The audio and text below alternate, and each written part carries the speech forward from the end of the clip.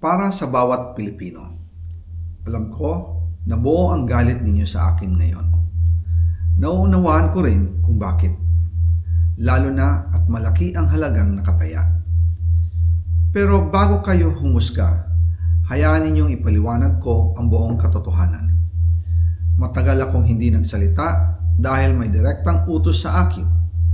Huwag nang bumalik ng Pilipinas at manahimik na lamang. Umalis ako noong July 19, 2025 para sa aking medical check-up. Nakaplanong bumalik pagkatapos ng SONA ni Pangulo. Pero habang papauwi na ako, tinawagan ako ni dating Speaker Martin Romualdez at sinabihan, "Stay out of the country. You will be well taken care of as instructed by the President." Noon naniniwala pa ako sa kanila, kaya't hindi ako bumalik. Tumikom ang aking bibig, sumunod ako, pero ang hindi ko alam, ang ibig pala nilang sabihin sa aalagaan ka namin ay gagamitin ako bilang panakipbutas sa kanilang kampanya laban sa korupsyon. Ginawa nila akong poster boy ng kanilang sariling kasinungalingan. Ngayon, hindi na ako mananahimik, ilalabas ko ang lahat ng katotohanan.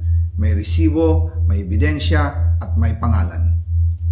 Nagsimula ito nung tumawag si Sekmina Pangandaman sa akin nung nagumpisa ang BICAM process last year, 2024.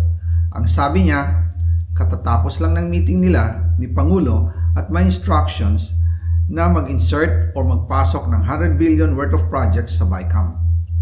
At sinabi pa ni Sekmina, "You can confirm with Yusek Adrian Bersamin dahil magkasama sila sa meeting ni Pangulong BBM noong araw na yon."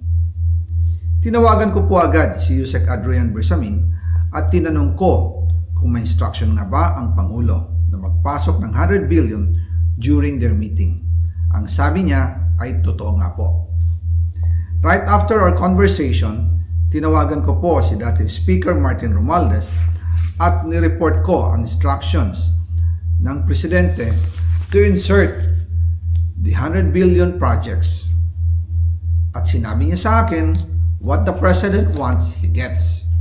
After ng ilang araw, nag-set po ng meeting si Sekmina Pangandaman at Yusek Adrian Bersamin sa amin ni dating Speaker Martin Romualdez sa Aguado Building in front of Gate 4 ng Malacanang at nandun din po si Yusek Jojo Cadiz. During the meeting, binigay po ni Yusek Adrian Bersamin ang listahan na worth 100 billion. Tinanong ko po si Yusek Adrian kung saan galing ang listahan. Ang